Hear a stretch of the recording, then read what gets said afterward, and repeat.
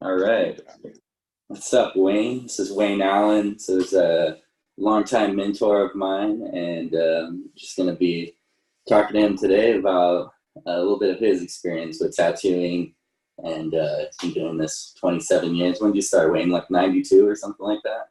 Yeah, October 16th, 1992. Actually did my first tattoo on my mom's birthday. My grandma, my 80-year-old grandma was there. She was sitting on the end of the bed. I think I was going to be 50. I was just going to turn 15 years old, but like within a month. Yeah.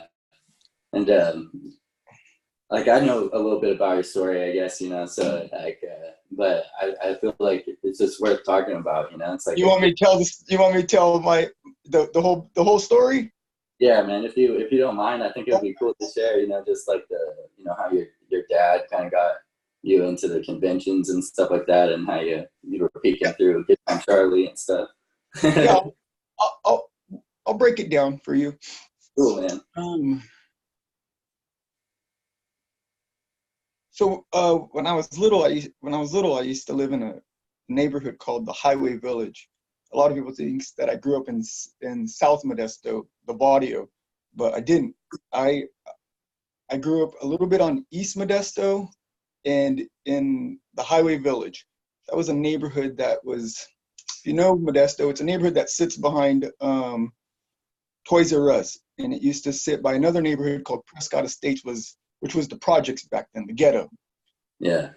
Yeah, and then there was a liquor store right there by the house, and the dude that worked there, he knew me, and I would say I was about 12 or 13 at the time, and he would sell me like old expired Playboys and shit like that, you know what I mean? And I would hide them just like anybody else under my bed and all that, with my lotion and my scratchy towels and stuff like that. And one day my mom had me at a late age. She was almost 40 whenever she had me. And my mom found my stash. And fucking, he was like, my mom's a little Mexican lady. My dad's a great big Native American. He looks white, but he's almost full-blooded Native American. My dad really didn't have nothing to do with it. He really didn't care, but my mom lost her fucking mind when she found it. And she was like, where did you get these? Where did you get these? And she was trying to blame my dad and my friends and stuff. And the dude at the liquor store, he wasn't really my friend. He used to just give me the mags, you know what I mean? The magazines. Yeah. And so I snitched him off, and I was like, the dude at the liquor store. Well, my mom went over there and fucking threw a fit and threw those magazines at him, and it was a fucking mess. It was embarrassing. So, and that was like the liquor store right by our house, like in the only store. If you know Modesto, there's a road called Sisk Road, and from like back then there wasn't a Walmart. It was like this orchard. So from Orangeburg all the way to Stanford, even past Stanford, there was a gas station way over there on Stanford by the mall. Yeah. But that was the only store. So it kind of put me in a fucked up position. So after like 6 months, I finally went back in there, right? And I didn't even say I was sorry or anything like that. I went in there for more mags, right? That guy was like, man, fuck you. There's a whole point to this story, but how it connects to my tattoo career. But he was like, man, fuck you, man. You fucking snitch. Your mom came in here. I'll never give you magazines again. So I was like, man, that's fucked up. So he's like, you know what I can give you? I can give you these. And they were Easy Rider magazines. For people who don't know what Easy Rider is, those were the motorcycle magazines, the choppers, you know? Yeah. And they were like old biker nasty magazines, right? Old nasty women. But in the center, sometimes there would be chicks on there without their tops on, you know, with the titties hanging out. Yeah. So he was like, I can give you these, you know what I mean? So fucking, it was like a jab at my mom because he could give me those. They were legal back then. You know what I mean? Even though they had a breast or two in them. But in the middle of almost every single Easy Rider magazine, Yeah. were 3 pages dedicated to tattoos. Mm. And they weren't like tattoos I had seen on the gang members in our neighborhood. Those were all shit. They were like, they had like color in them. They were things I had never seen before, you know? So I had went back over there. I was just like, these are amazing. So I had went back over to that liquor store and I told that dude, hey man, you got any more of these? And then he was like, yeah, dude, you like those old biker bitches? Dude, yeah, I got hell of them. and I was like, man, no, I really didn't care about the girls no more. I was like, I like these. And he was like, oh, tattoo magazines. Man, I got a shitload of those. Nobody buys those. I got some from years ago. And he had took me in the back, and sure enough, he had these old fucking scratchy tattoo magazines he had never sold. Wow. And they were just the original tattoo magazines, right? Yeah. He had like 8 of them. And some of them were like doubled up and all that, you know. And he's like, here, if you like tattoos, you can have these. And gave me a stack of them. And it blew my fucking mind. It blew my mind. Yeah. That dude became my friend and started ordering a magazine. He couldn't order the tattoo magazine anymore. I think because it didn't sell, or he couldn't, I don't know the politics, I was so young, but he could order a magazine that was called Savage back in the day. Okay, yeah.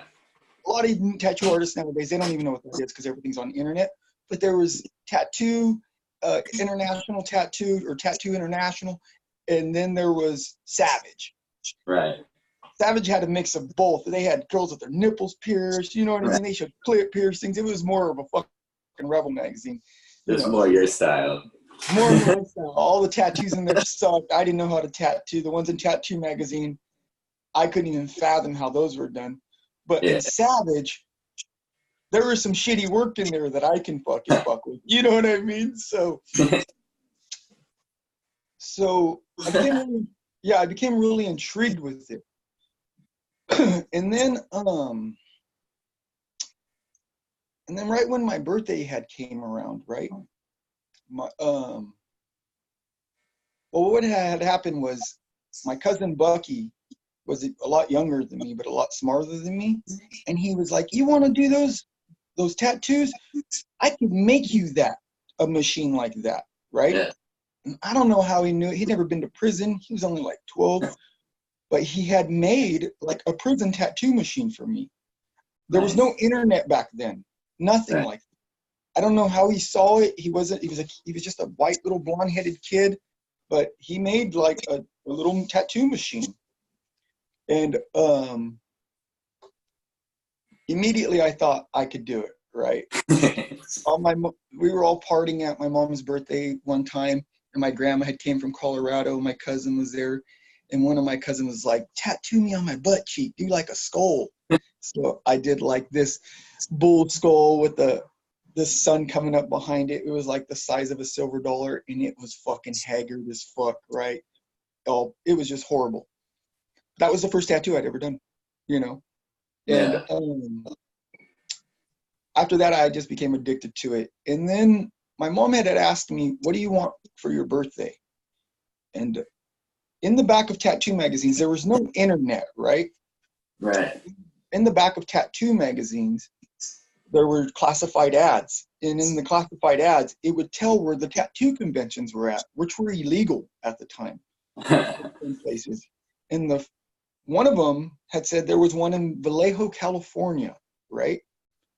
And so I told my mom, I want to go to this for my birthday. And we were poor as fuck. That was, Vallejo to me was like in a different state. But my dad, to me it was. But my dad, was like, oh, that's just an hour away, And I was like, oh, okay, can we go? And so my mom and my dad, they had recycled all their cans and stuff. And we loaded up in my dad's truck, and they took me to my first tattoo show for my birthday, right? Hell yeah. But what I didn't know is that if you're not 18 years old and you're at a tattoo convention and you're 15 and you don't know nothing about tattoos, like you can't get tattoos. Nobody wants to talk to you about tattoos. like you're like on a different planet. You know what I mean? As soon as we walked in, they had this chick. Savage Magazine had their booth there, and I was like, oh, the magazine that I love. You know what I mean? Of course, it was their tattoo show. But when you walked in, they had these people hanging from hooks, you know? Yeah. And my parents were all, whoa, what the fuck? You know what I mean? They were used to that shit, you know? That's crazy that they were doing that back then, because they're still doing it today. You know, it's still a big part about tattoo conventions is that like suspension and other stuff like that. Yeah, it was huge back then. And a lot of people didn't know that. People from Europe were coming and doing it, and they were piercing dicks and hanging nipples. And it was so intense. My dad was like, well, I'm going to go out in the truck and have a beer with your mom. Let me know whenever you're ready. And so I walked around, and then like after 20 minutes, I was fucking bored as fuck, right? Yeah. So I went and sat in the food court area, and I was like, this is not what I thought it was, right? At all. So then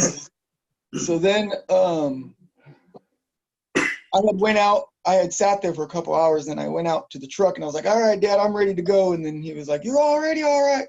And they just sat in the truck and drank beer while I sat in the food court inside the venue. You know what I mean?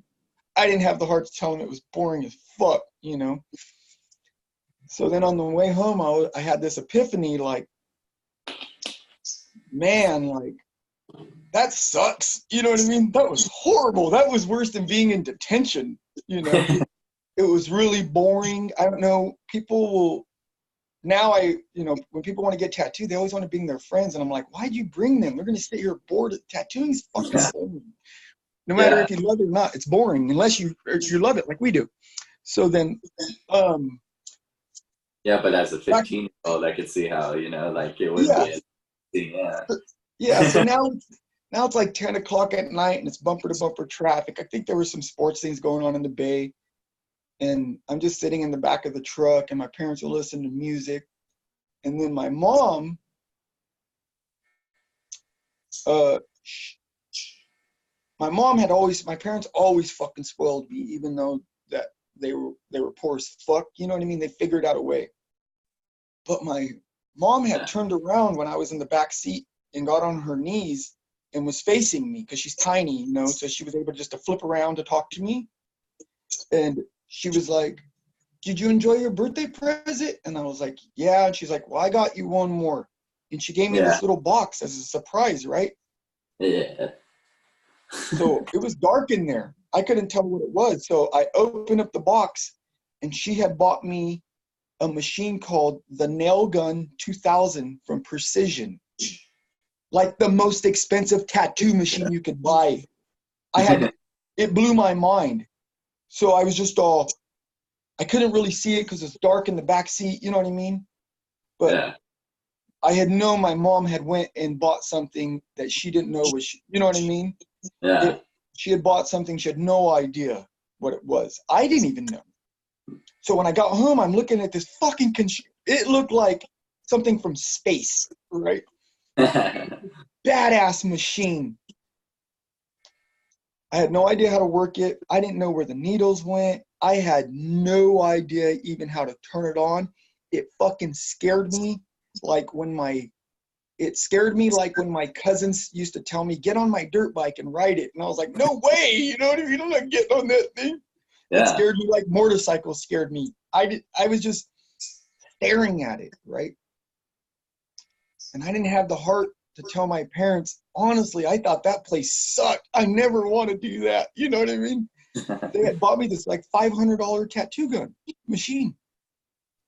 So I remember it was really late. We had got home, and I was sitting on the end of my bed, and I was looking at this machine, right?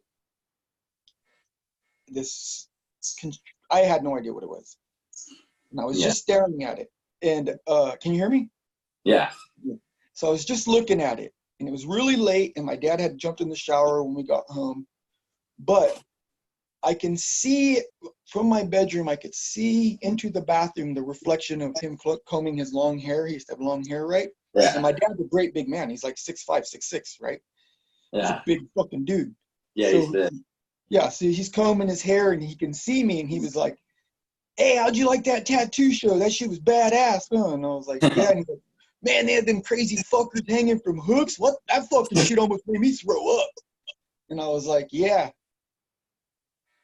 And then he, and then, and then he poked his head into my room when my mom wasn't looking, and he said something that changed my life. He said, man, I'll tell you what, son, them tattoo artists get a lot of pussy, huh? And I fucking blew my mind. It didn't even dawn on me. That's where it all started from. You know what I mean? It all started from that. Yeah, you know? attracted to the lifestyle. Yeah, so it all started from me, those magazines, from the guy giving them to me, you know what I mean? To the Savage magazine. There was still a connection there, you know? So my birthday's in November. And then right around the corner is Christmas, right? Yeah. My mom was like, what do you want for Christmas? And I was like, I opened up the back of the magazine and I was like, I want to go to this. It found a classified ad, the San Francisco Tattoo Show, right? Nice. And my mom was like, no, we just went to one. And I was like, I know, Mom, but the machine you got me, it needs like these parts and needles, and we can't, there's no tattoo supplies near Modesto, ever. If you wanted a tattoo needle, you had to build it. And you had to find an old timer to teach you build it. And for him to do that, you had to lick his ass for 3 years before he would teach you how to build it. And clean his shop and do his lawn, all that shit, right? I was only 15. I wasn't even allowed in tattoo shops, you know? Right. Like, I told my mom, I have to go to this to buy these parts. Like, this thing is pointless. You spend all this money, I can't even use it. I had on my Christmas break, I would go deliver furniture with my dad because that's what he did. And I would his boss would pay me. So I was like, I'm going to work through Christmas break. I'll have that money and then we can go. It's in between. It was the New Year's tattoo show, right? Yeah. So I was going to have a little bit of money from working with Dad and I could buy some parts. I didn't care about the parts or nothing. I wanted to see if Dad was right about the pussy, right? So I went to the San Francisco Tattoo Show, and it blew my mind. I didn't even notice it. People love tattoo artists. They love them. So I had to ask why. So I'm walking around this show, and this time my parents just dropped me off, and we're like, we're gonna go eat at the wharf and all that. And then we're gonna go to my grandma lived in San Leandro at the time. And then we're gonna go see Grandma and stay there. When you're ready, call Grandma's house and we'll come get you, right? So they were gonna be in the Bay Area anyways. They dropped me off the show and they go fart around and then go hang out at my grandma's and I'm done, call Grandma. So they dropped me off and I started walking around and I was all, whoa, this is crazy, right? It was a lot better than the Vallejo show, right? Yeah. And I noticed that women loved tattoo artists. Every tattoo artist had a couple. Just amazing when you're 15 years old. Half-naked chicks, right? So then I had asked this tattoo artist, I had asked him, hey, how come you guys get so much girls? You know what I mean? And he said, the tattoo artists are the coolest guys in the world, on earth. And I didn't know what he meant by that. And I was like, what do you mean? And he was like, if you go to a rock show and you see a bunch of, I don't care how famous they are, if they're on stage fucking ripping it and getting it, and none of them have tattoos, they look lame as fuck. And I was just all, the moment they have tattoos, they become cool. We make rock stars fucking cool. They wouldn't be cool without us. If we were in a room, a VIP room, and there was nothing but rock stars and celebrities in there, and they found out that a tattoo artist was in the room, they want to talk to us. They immediately come up to us.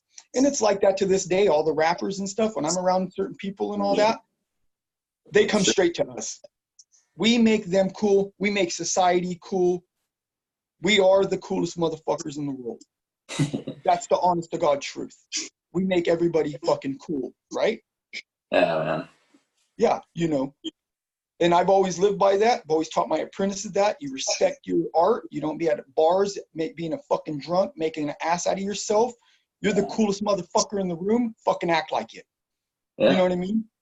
And that goes all the way around. On wherever you go, regardless if you're in a grocery store, people think that we're either criminals, but the moment we find out that we're tattoo artists, we become from the scum of the earth to the coolest motherfuckers on earth. You know what I mean?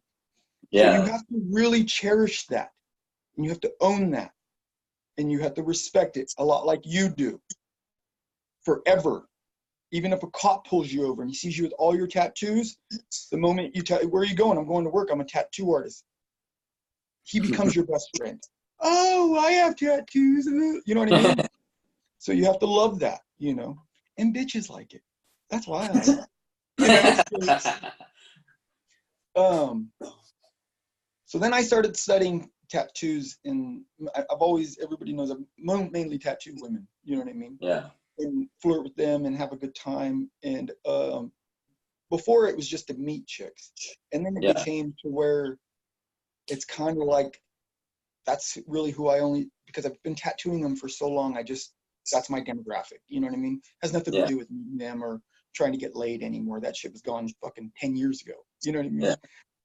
Yeah. Now it's just the demographic people that it's just my clientele. Yeah. But then after that, I still didn't know how to use that machine, right? Yeah. So I had been hanging out with other guys, and there was no tattoo artist in our town. Right. Good Time Charlie. Good Time Charlie. Good Time Charlie. A genius, the best tattoo artist in the world, still my idol to this day, #1 tattoo idol, which is Chow, you know. Oh wow, yeah. He's good. And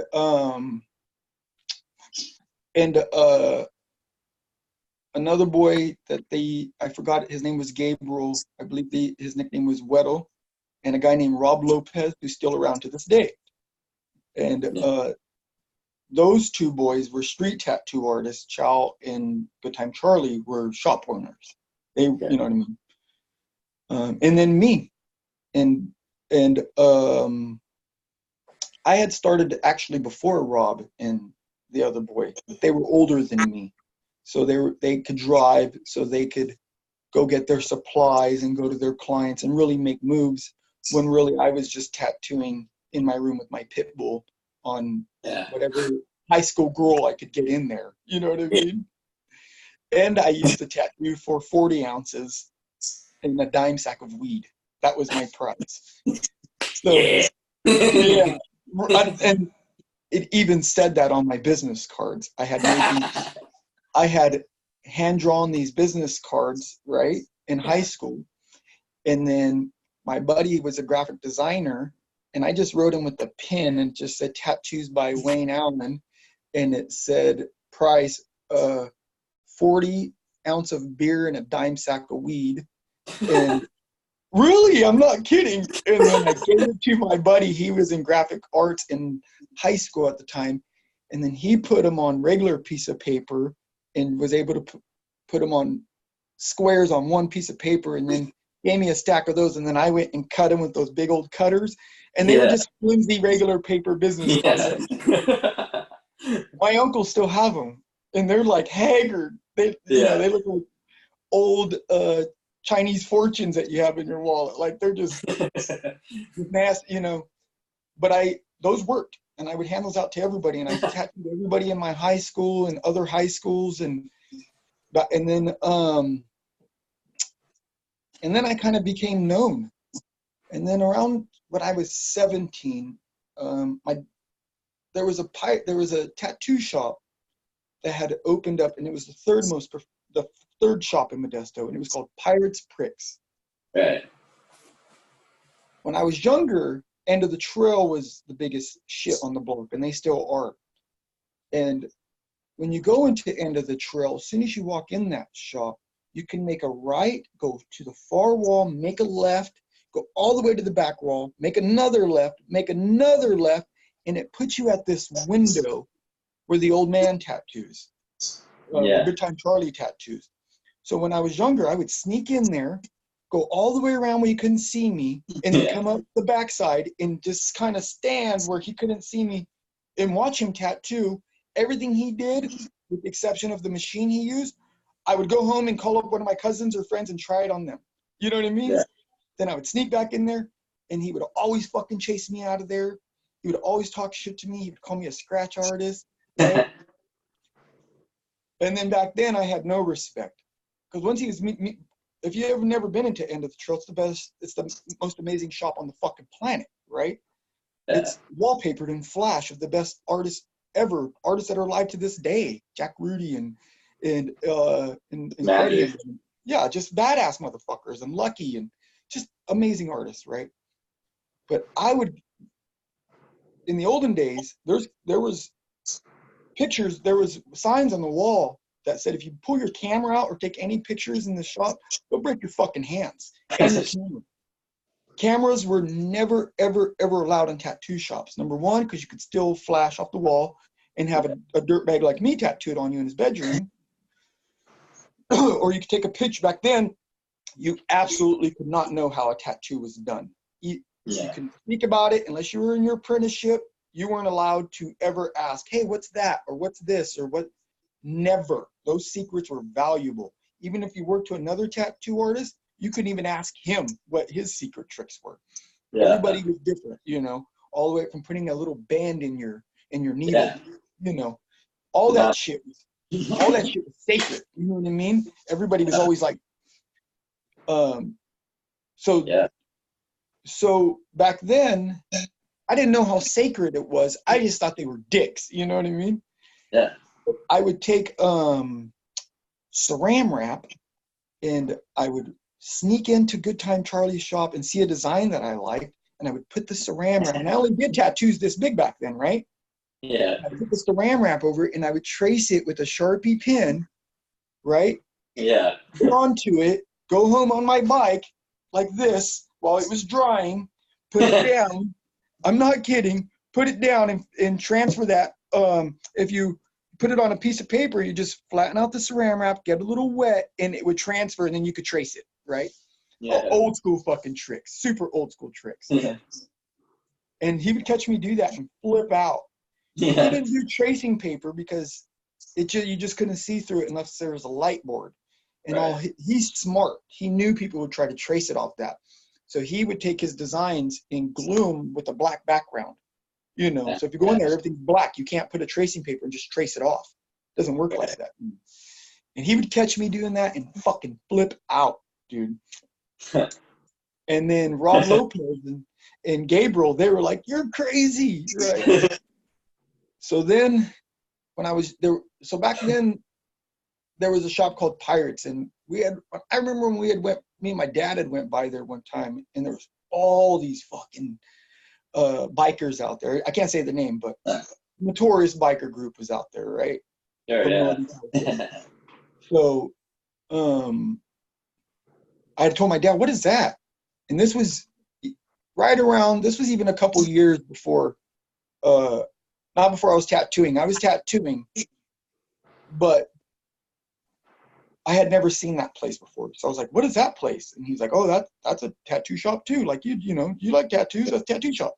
And I had never seen it, right? And I remember we drove past it, and I saw this big fucking massive man out there, bigger than my dad, covered in tattoos, scary as fuck. I had never seen that place, and my dad's like, "Yeah, it's been a couple years now."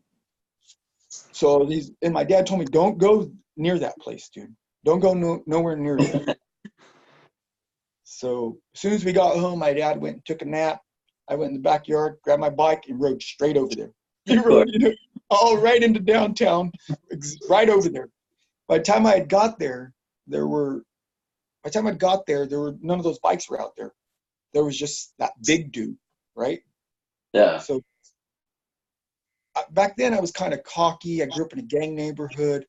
I would just start a conversation with you right away, you know. So I went riding right up to him, stopped my bike, and was like, "What's up? What's your name?" And he was like, "What?" I kind of caught him off guard, right? No, but I was intrigued. Like, I thought we were brothers because I do tattoos, and I had only done like maybe 20 tattoos at the time. So all shit, and it was all with the homemade tattoo machine, right? Yeah. So then I was like, I do tattoos, right? And he's like, you do tattoos? The fuck, right? So then, this is actually before the San Francisco show. This is probably in 2 weeks after the Vallejo show, right? So then, no, this is 2 weeks before the Vallejo show. So then I was like, yeah, I do tattoos. And then he's like, you do tattoos? And I was like, yeah. And I went to go walk in his shop, right? He's like, whoa, can't come in here, dude. How old are you? And I was like, only 15. And he's like, you can't come in here, dude. Like, he was big, right? And I was like, what's your name? And he's like, Pirate, what's your name? And I was like, I think I had lied to him because my dad had told me not to go over there, right? So yeah. I think I lied to him about my name because I don't remember saying Wayne or something, right? Yeah. So then I left. And then around the time my birthday at the Vallejo show and all that, I had rode back over there, right? Yeah.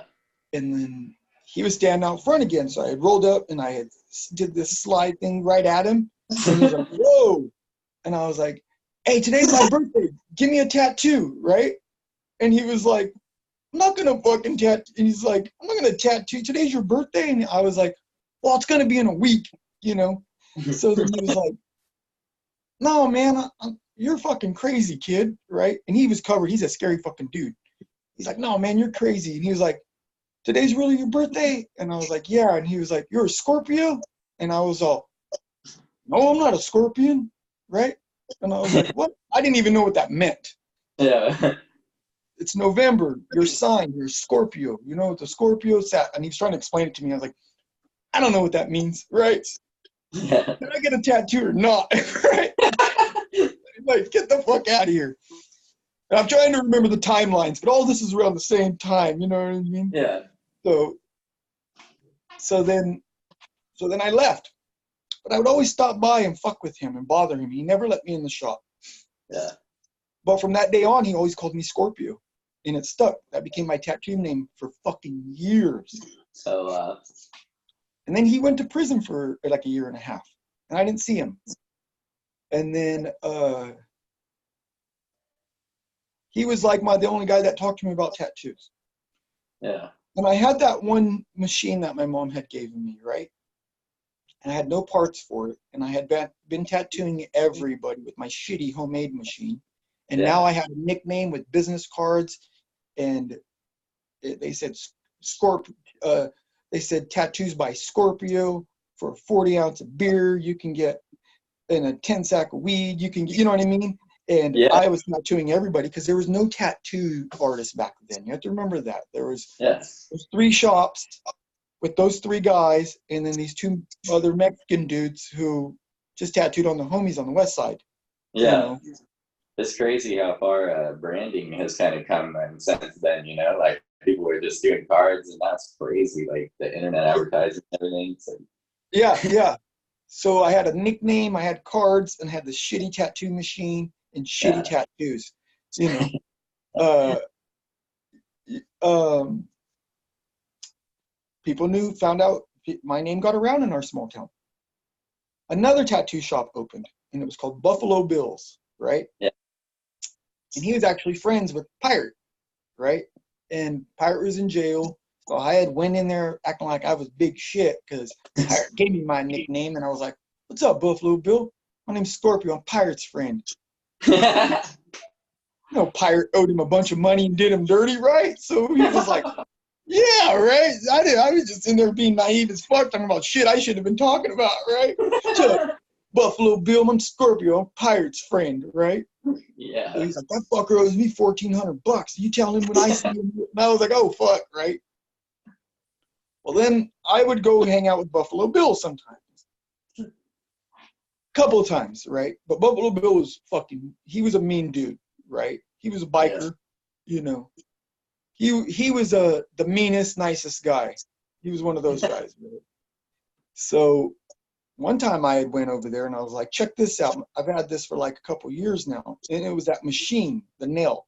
And he grabbed it and he was like, where'd you get this? And I was like, my mom got it for me. It's from Arizona. Yeah. It's cool. And he was like, you done any tattoos with it? And I was like, nah. What he didn't know is I only had that. I didn't have a power supply, a clip cord, a foot pedal. Yeah. I didn't even know what those were, right? So he was like, I'll trade you. And I was like, you'll trade me what? And he was like, I'll trade you this machine, one barrel, one needle, one clip cord, one foot pedal, and one power supply, 5 ink caps, and a little tiny bottle of black ink. You know, the mint stuff you drip into your mouth? Yeah. It was just one of those that he had just sucked up black ink out and filled it up. He's like, I'll trade you that's a whole professional tattoo kit. Yeah. Teach you how to work it and everything for 1 hour for that one machine, that $500 nail. And I fucking traded him for it, right? Yeah. I've always regretted that because my mom bought me that, you know? Yeah. But, man, I wanted that fucking, I wanted to learn how to tattoo so bad like a professional. I was like, yeah, I just traded him right away. He taught me how to, you know, yeah. Yeah, he taught me how to work it, you know, and then I went and did fucked up tattoos. Right? Until Pirate got out of prison. And when Pirate got out of prison, I was about 18 at the time. And then started working for him right away. He opened up his tattoo shop right away, and I worked for him. And he was a crazy, sick bastard. I didn't know that, right? He was a really sick individual, right? And then I worked side by side with him, and he taught me exactly how not to do a tattoo, because everything was shit that I put out, everything. And then that notorious biker group we were talking about, right? Yeah. He had done them dirty. I really can't talk about it, you know. Right. He had done them dirty, and then the shop got raided and closed it down. You know what I mean? Closed some shit down. I think there's like probably a lot of that going on in that era, right? Yeah. And then I just kept tattooing out of my house and stuff like that, right? Yeah. And then before I had known it, 9 years had passed that I had been tattooing. Now I was like 23, 24 years old. You know what I mean? Yeah. Still putting out shit work. Got guys in the town like Good Time Charlie, who owns Tattoo Heaven. You know what I mean? End of the Trail.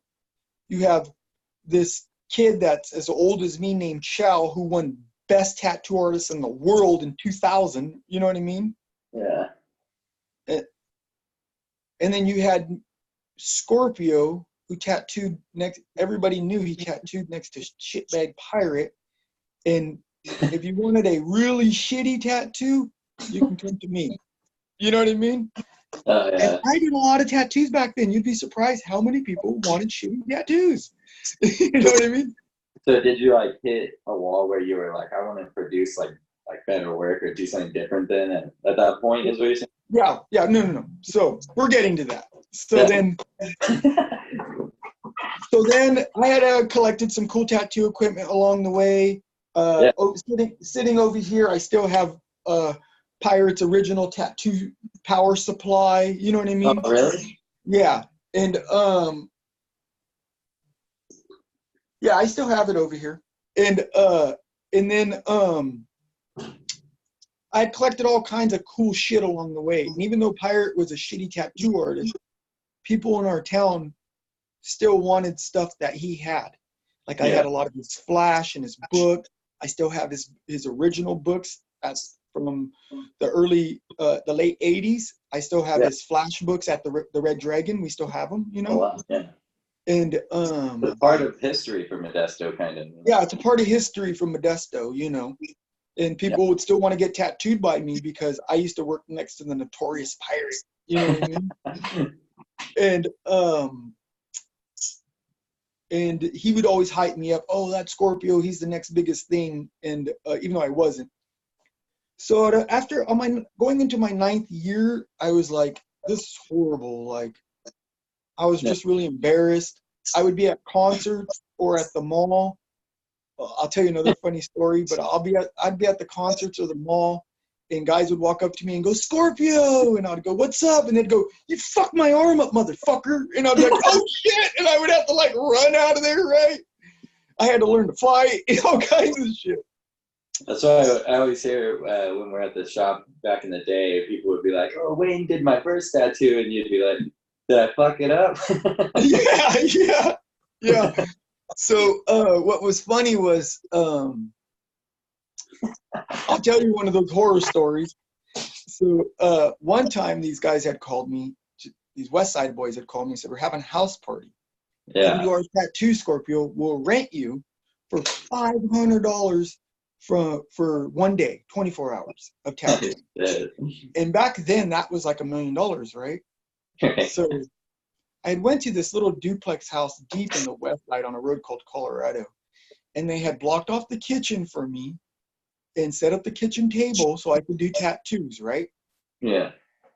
But then that house party got packed, and by 11:30 they were shooting guns like in the house and partying, getting fucking crazy, getting crazy in there. Well, I'm trying to do these tattoos, right? So the biggest homie, the biggest guy comes up, and he's like, he's the last one, and I'm tired, and it's like I got there till 5, and now it's like 2 in the morning. I'd done like 8 tattoos, all small ones. His was the biggest one. I said, I'll do yours last, because everybody just wanted writing, gang writing. Yeah. Right? And back then there was only one kind of writing, the calligraphy, Chicano calligraphy, or Old English. So I was doing a lot of Old English, a lot of calligraphy, which I was actually good at. So then writing, I'm not good at writing anymore. I was good at that kind of writing back then. So then, so this is one of those horror stories. So he wanted really pretty Smile Now, Cry Later with the Smile Now, Cry Later clowns on them. Yeah. That was a big thing back then. Freddie Negretti had invented that. Everybody loved it. It took off, much like roses right now and stuff like that. The nautical star, you know, things like that. So I had done the writing really pretty, tattooed it and everything, tattooed the clowns on them, really cool. I was really tired. They were getting me stoned. I didn't smoke weed back then. They were making me take shots. I didn't drink. I was young as fuck. I was like 16 at the time, 17. And everybody was fucked up. And I wiped off the tattoo to check it out. And both clowns were happy as fuck. Smile now, smile later. Yes. And I started fucking getting dizzy, bro. I started getting dizzy, and everybody's like, that's badass. And nobody had noticed because he was a big guy, and one clown was over here, and the other one's on the back. And I was like, I got to go pee. And I went into the bathroom, and I started pacing back and forth like a crazy man, right? Yeah. I was like, oh, my God, they're going to kill me. I got to get out of here. So I left all my tattoo shit, climbed out their little window, and then went out their back door, jumped over that fence. It sprained my ankle really bad. And it was football season. I played football at the time. And they had pit bulls in that yard that were nice, thank God. And then I power crawled through all this dog shit in a backyard I didn't even know. Made it to their side fence and then limped all the way to Martin Luther King in Mays and called my dad at, like, by this time it was almost 4 in the morning because it took me like an hour to get out of that backyard. And I was thinking they were going to find me. I was freaking out. So then I call my dad, and he picks me. He's like, I fucking told you don't fuck. I thought you were at home in bed right now, right? Where's all your tattoo equipment at, right? So then I was like, just take me home, Dad. And then I never heard of those guys again, right? Oh, man. So then like 2 years later, the guy who rented me bumped into me at the mall and was like, Scorpio, what's up? And I was like, what's up, dude? And I'm like, my heart was beating really fast. And he got, back then, tattoos on your face was not a thing. Yeah. And this guy had tattoos on his face back then, right? He was fucking scary. He's like, dude, that night was so sick. That was like the sickest house party you ever throw. dude, you got so drunk, you left without me paying you, and you forgot all your equipment. Yeah. And dude, I still owe you for that night. And he gave me the rest of his money in his wallet. Yeah. And he never said, you fucked up homeboy's tattoo. You know what I mean?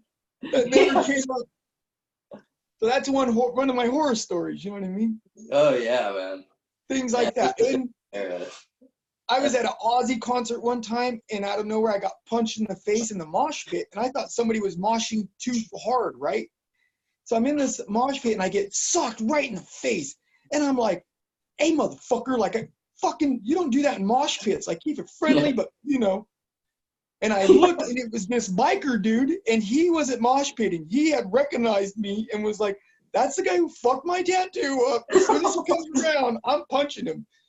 So I turn around, he's like, "You fucked my arm up, motherfucker." And this was 2 hours away from Modesto, right? So I had to run out of the crowd. I knew exactly who he was. I saw his shitty tattoo. He was right. You know what I mean? Yeah. So things like that added up. And then finally I went into a tattoo shop called Still Smoking. Yeah. And at the time, there had been this graffiti boy who started doing tattoos. Now, there was another graffiti boy who had just blown up around that same time. His name was Lord Jopa. Right. And he was fucking amazing. He was doing portraits before anybody, before Bob Tyrell, before anybody was doing portraits. He was doing portraits in 97, before Wow. Cat Bundy. Amazing shit, right? Yeah. Well, he had just blown up around that time, around my 9th year. And he had only been tattooing maybe 3 years, and he was already doing amazing shit. So that made me feel really awful. You know what I mean? That's a good thing, though, right? To feel awful. Like yeah. That. And then he, well, I didn't feel good at the time, no. Because I had been tattooing way longer than him. Nobody would help me. Good Time Charlie wouldn't help me. Yeah. Chow didn't even know didn't care for me. I was by myself. The guy learned to tattoo, you know what I mean? Like, I didn't have no help. None. So fucking Jopa had came out, and then he introduced another Lord Sabor. And he was even better than Jopa, right? Yeah. And then he had only been tattooing 2 years and was doing amazing shit as good as Chow, right? So I was like, fuck this, I quit, right? So I had went into that shop and was like, hey, I heard you just started out, you know, you've only been tattooing a couple of years, you're doing amazing tattoos. I'm going to stop tattooing. Would you like to buy my equipment, or would you like to trade for a tattoo? Yeah. I didn't know he knew who I was. And he was like, Scorpio, you can't quit. You're like iconic in this town. You're our 3rd tattoo artist. Like, you can't quit. And I was like, oh, he knows me, right? So he's like, man, I remember he used to tattoo at Pirates. And he kind of like knew this little history about me, right? Yeah. So he's like, I'll show you what you're doing wrong. I'll show you what Chow So Jopa, and I'll show you. And that was like amazing to me. You know what I mean?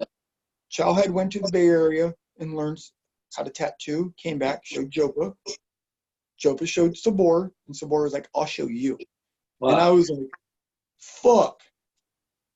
So Sabor, I always said Sabor apprenticed me, but he didn't. Apprentice isn't when you go and lick somebody's ass for a couple of years, you know what I mean? He just showed me, right? Yeah. He showed me how to build mag needles, showed me why my outline sucked, taught me how that tattooing isn't dotting, it's actually packing. It should be called packing. You know, you pack the ink in, you know. For one, I was tattooing everything with an outliner. He taught me the difference between an outliner and a shader, you know. Yeah. And I was using 14 rounds. He told me to throw those away. Don't ever use them again. You know what I mean? Like,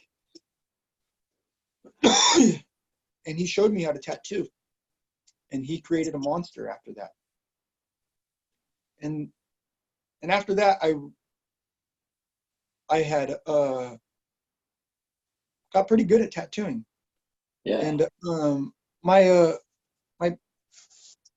baby, I had had my daughter at the time, and I would go to the shop and tattoo at midnight. And my schedule was at Pirates back in the day at midnight. And and my daughter, I had her at night, and I would just put her in the next tattoo artist's booth because the shop was empty, and I would just put her in the playpen, and she would sleep in there all night, right? Yeah. But now my daughter was a little older, and now I had a son on the way. So I needed the money really bad, right? Yeah. So then I got pretty decent at tattooing and got this crazy idea that I was going to go to Colorado and tattoo and think my name was shit here in town, right? Yeah. Well, I thought it was. So I was like, I'm going to go where tattoos aren't popular and make it popular and take all this cool shit I learned to a place where there's no tattoos and act like I invented all this shit, right? And so I had went to Colorado and didn't find any work out there. And I forgot it snowed there, and I hate snow. Yeah. And other tattoo artists there, when I was introducing myself, I would tell them I was from California, and they would make fun of me. I didn't know people from Colorado didn't like people from California. And they would go say things like, "Oh, really? Surf's up, dude." You know, and I'd be like, "Never even been to the ocean." You know what I mean? Like, Yeah. you know. And I hated it out there, and I didn't know what to do. And I just moved my little family out there. I was trying to do what you did. I was exactly what you did, but it worked for you. Yeah. You know what I mean? It wasn't even working a little bit for me, and it snowed out there. You know, so very similar. Like we have the internet, you know, it's easy to find people now. It's like I can only imagine moving in the middle of some place you never No knew. internet, no internet, no cell phone. Yeah. I had to carry this. I had to carry this piece of paper that was folded in fours with probably 150 phone numbers on it, this small, with their names next to it. That was my Rolodex. I always had to pull that out and then find a cell phone and find change, and it's miserable. So then my mom had called and was like, "How's it going out there?" And I was like, "It sucks," right? So then she called me a couple days later and was like, "Just come home. I got you a job at a tattoo shop on McHenry." Yeah. And there was only one end of the trail back then. Buffalo Bill was there, but by this time he had moved his shop. So I was like, "Mom, no, you didn't." And she said, "Yes, I did. It's across the street from 7-Eleven on Morris and McHenry," which is, again, end of the trail, right? Yeah. She's like, "I talked to the guy. He said yes." So then I didn't believe her, right? She said, "He even called here and asked when you were coming in. Listen to his answering machine." Yeah. So you thought she was talking about end of the trail. Yes. I got on the first train home. I even left my girlfriend and my kid there and was like, "I'm going now. I'll send you guys." Well, we didn't have enough money. Right. I thought my mom got me a job at End of the Trail, my dream shop, right? Yeah. So then I come home on a 2.5 day train ride. I don't even sleep. I had my mom take me straight over there with my tattoo equipment, all my luggage in the car from the train station, tired as fuck, walked in there and was like, "What's up? You guys finally gave me a job?" The old man looked at me and said, "What the fuck are you doing in here, Scorpio? You know you're not allowed in here." And I was like, my mom said. So then I went back to the back. She had parked behind Running Iron because I told her to park back there. So then I went back to the truck and was like, "What the fuck are you talking? Are you crazy, Mom?" Yeah. So then she got my arm like a 5-year-old, went to walk me back in there, walked me past End of the Trail, and I was like, "It's not this tattoo shop." And she was like, "Oh no, I didn't even see this shop." This shop. And it was the shop next door that they had just opened, the most disrespectful fucking thing you can do, which was House of Styles at the time. So I was telling my mom, "I can't work here. Are you crazy? Just look at me, dude. You have no idea what I was going through. I just got off this train ride. I thought, you know what I mean? Yeah. It fucked me up. But when I had went in there and talked to Cookie, I had told him, "Hey, I thought this was End of the Trail, you know what I mean?" And he was like, "No, this is House of Styles." And I was like, "You guys opened like 2 doors down. This is like really disrespectful." And he was like, yeah, oh, hold on, let me plug my charger in. He was like, yeah, I know, but I already signed the lease and all that, and I'm from Stockton. I didn't know, you know what I mean? I Yeah, didn't realize that. I'm plugging my phone in, so let me. that's okay. So then, I needed the job at the time, and then he was like, how come you never applied there? And I was like, yeah, several times. They don't like me, you know. Yeah, And he's like, so what does it matter if you work here or not? They don't that's true. like you. So I took the job. I needed it, and I had dropped the name Scorpio because I'd gotten a bunch of trouble, you know what I mean, with Yeah. that name. And I wanted Scorpio is known for doing shitty tattoos, you know, and I was trying to Hmm. rebuild myself. And I had a new style. I knew how to tattoo pretty good. I always knew how to draw, you know what I mean? And then so I took that job, and I learned a lot from that dude. Cookie was the guy who hired me, you know. I learned a lot about business, and Yeah. I made all new friends, and it was a pivotal moment in my life. Like, I'm glad I took that job. Yeah, but when you first got there, that was probably so like scary and shocking because you thought it was going to be one thing and it ended up being something else, and you had to go with it and make And the best. I had wrote Good Time Charlie a long letter and apologizing and telling him about sorry for taking that job, but I have mouths to feed, and I've Yeah, applied for you several times. You know who I am. You've known who I am since I was a little boy, and you've chosen to never ever help me. Like, that yeah, was, he would bring guys in from Amsterdam, Sacramento, LA, and I was a young boy who was in love with tattoos, in love yeah. with his shop, and he absolutely would not help me. Yeah. Is That that why really you hurt. always had like a? It seems like you always had a soft spot for people that kind of have that similar story. You know, like nobody wants to help them or let them. Because I was kind of even like that. You know, when I came to your guys' shop. You know, like at that point where Yeah, I needed that guidance like that. You know, and I feel like you've yeah. been for quite a few people. Do you think that was like the influence that, like, because you didn't want that to, like, because it was that way for you? You know, the pace. Um, yes, yes. If people approached it the right way, and I could tell they loved it in their eyes, yes. Yeah. Sadly, Brian, that I think I've apprenticed and taught people, Yeah. 11 people about the tattoo industry, right? And two of them made it super famous, right?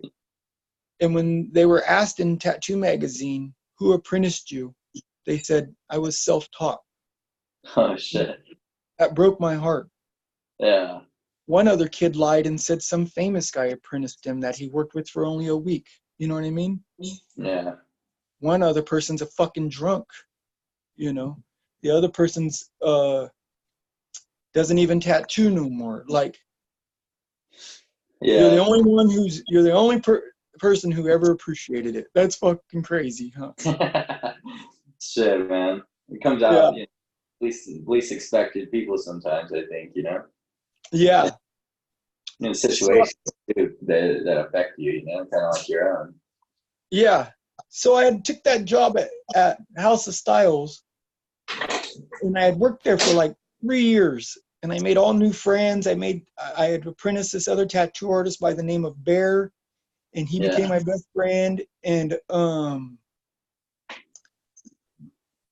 then Bear was really cool with Jopa. They had something in common. They smoked a lot of pot, and Bear always had weed, so he would always go hang out with Jopa. They like tattoos, they like smoking weed, Yeah. and Jopa had always known who I was. So after a couple of years, House of Styles was a bong shop, and I had made a good name for myself. It was time for me to move on after a couple of years. I need to be in a real tattoo shop, you know.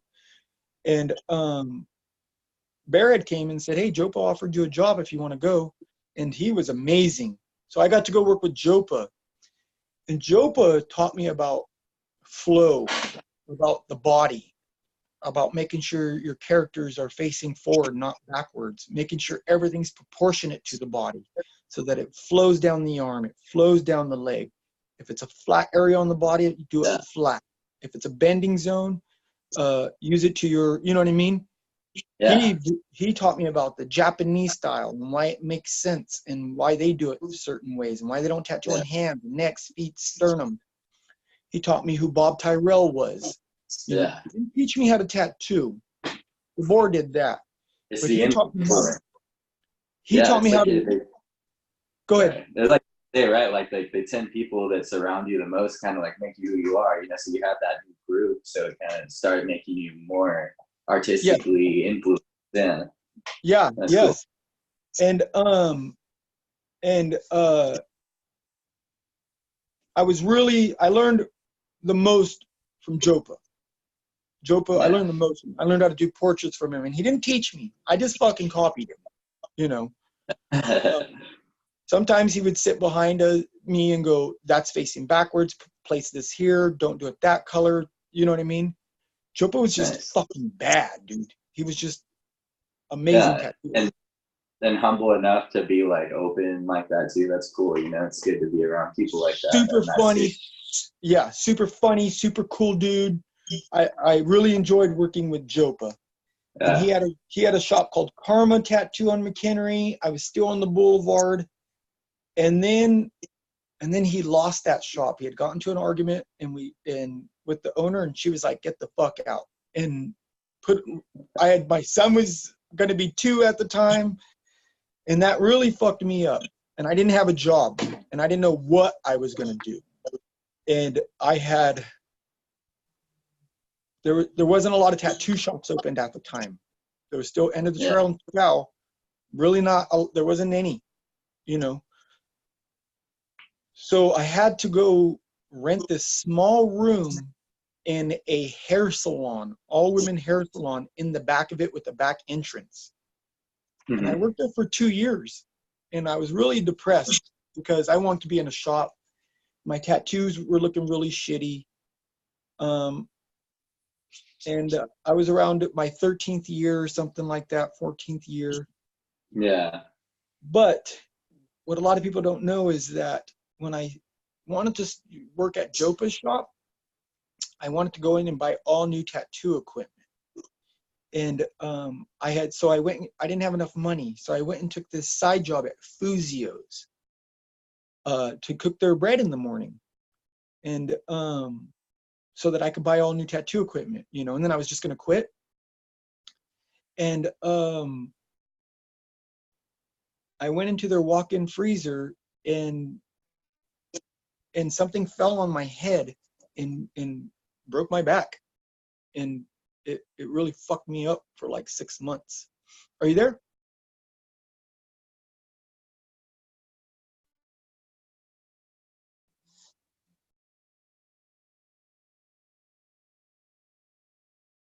You froze up on me. I'll wait a little bit, see if I can get you back.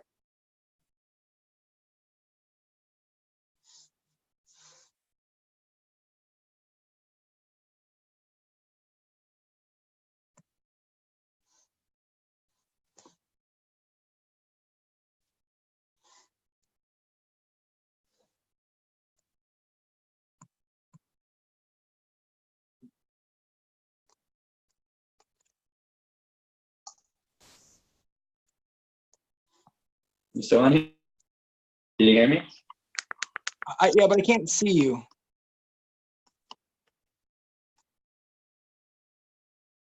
I don't know why. Let me see. Can you see me?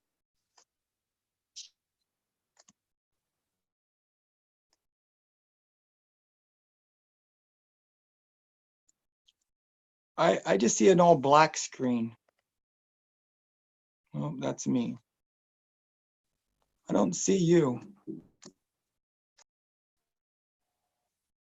Oh, yeah, I just lost video. Mine says microphone unlimited. I can't see you, but you can see me. Oh, okay. Yeah, we're so good over here, so everything should be fine. Okay, I can't see you though. Okay, as long as you can hear me, then it should be Oh, okay, there okay. you are. I could see you. All Yeah, right, cool. yeah. So I broke my back, and Yeah. and I had to go to all these court things and all that. And then around the 5th month, I was able to go work with JOPA, right? And then, but I had that settlement going from when I hurt my back, you know. Yeah. And so fast forward back to me working at the hair salon.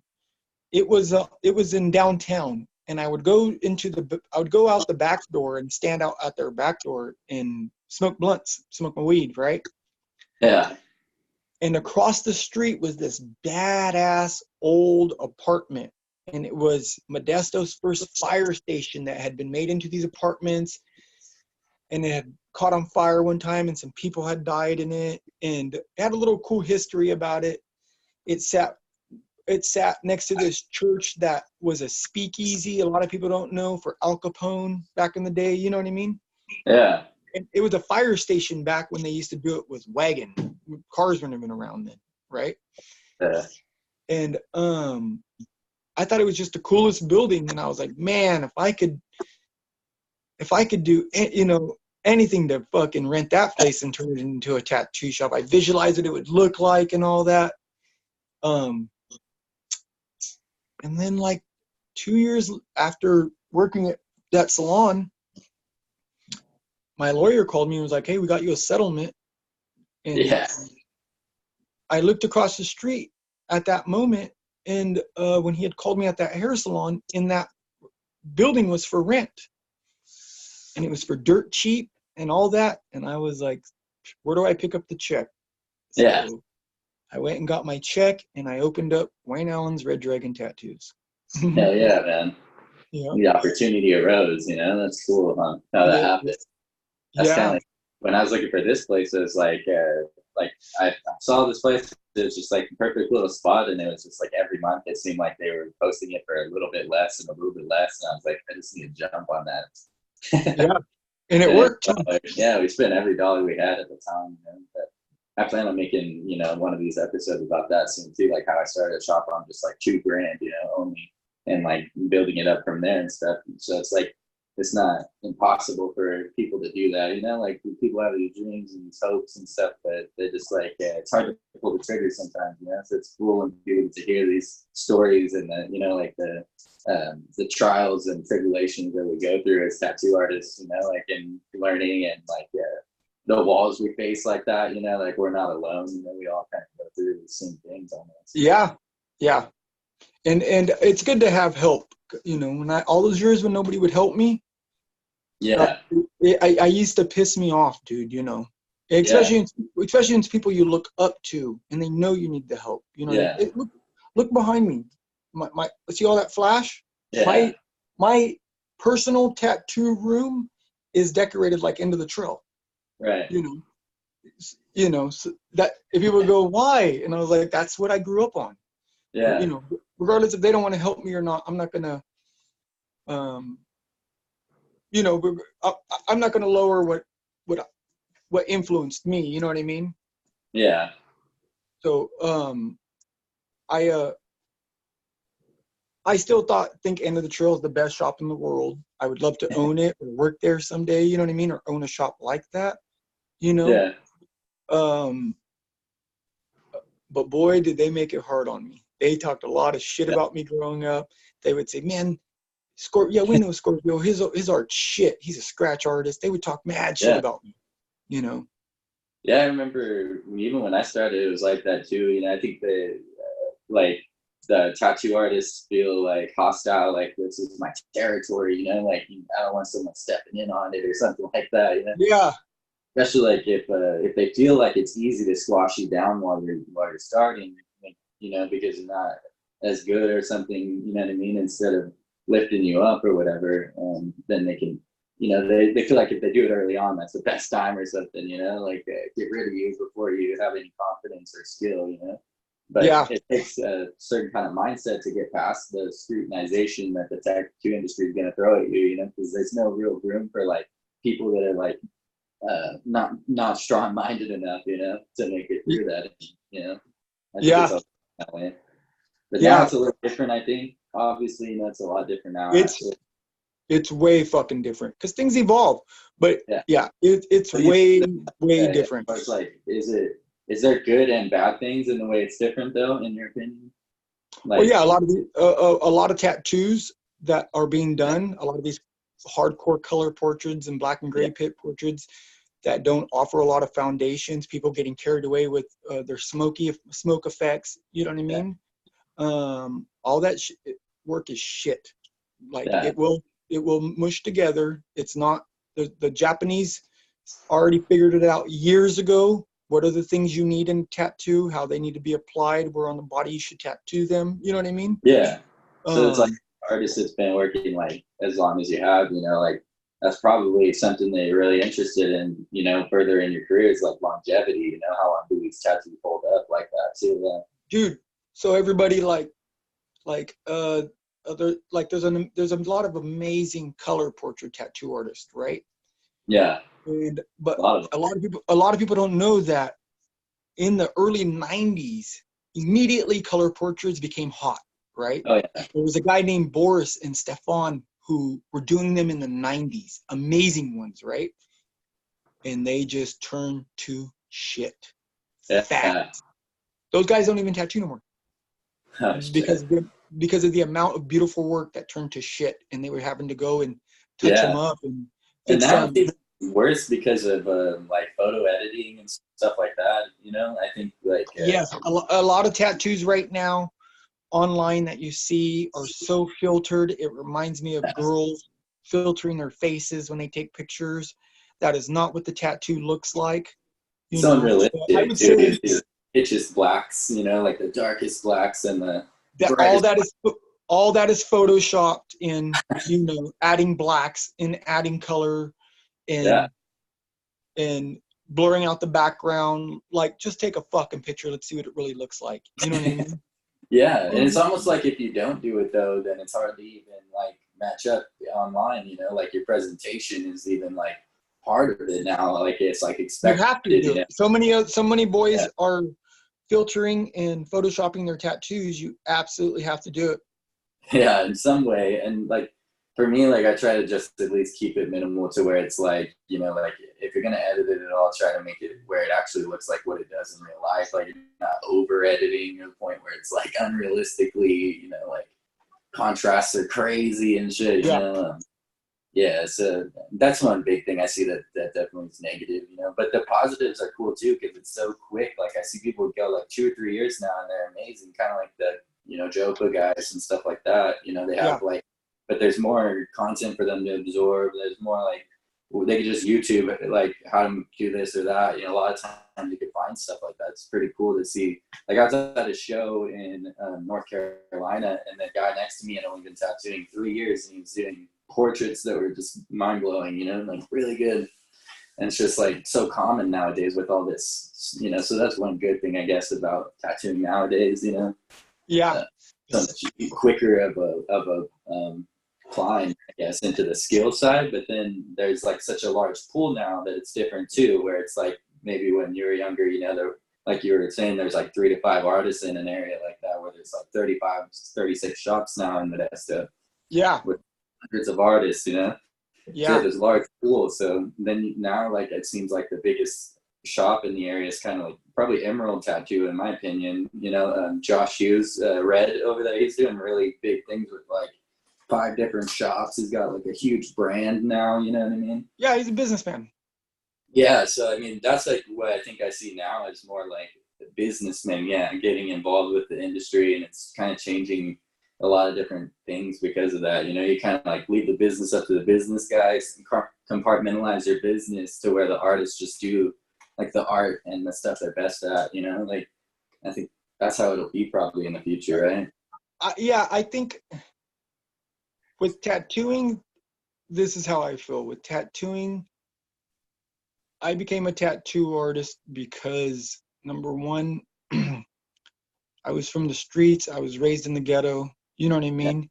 And number one, it stuck with me about being the coolest guy in the world. You know what I mean? yeah, But but when I first started tattooing, we tattooed on bikers, sailors, gang members, yeah, strippers, and hookers only. You know what I mean?